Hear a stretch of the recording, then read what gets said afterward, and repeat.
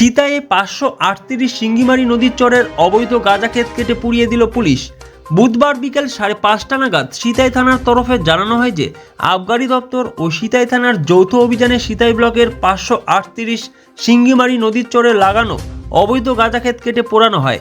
এদিনের এই অভিযানে স্বয়ং উপস্থিত ছিলেন সিতাই থানার আইসি প্রবীণ প্রধান, সাব ইন্সপেক্টর অমর বর্ধন ও আবগারি দপ্তরের আধিকারিকেরা। আইসি প্রবীণ প্রধান বলেন, এদিন প্রায় 30 বিঘা জায়গা জুড়ে নদীর চরে লাগানো অবৈধ গাঁজা গাছ কেটে পুড়িয়ে দেওয়া হয়েছে। আগামীতেও এই ধরনের অভিযান অব্যাহত থাকবে বলে জানান তিনি।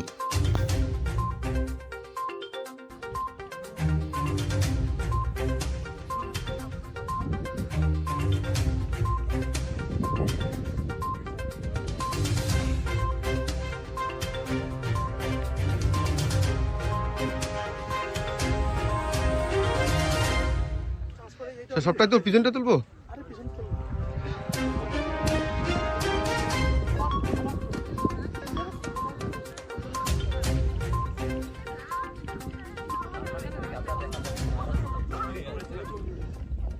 Sponsored by Vishal emporium. যুগ বদলেছে জীবনের ধারা।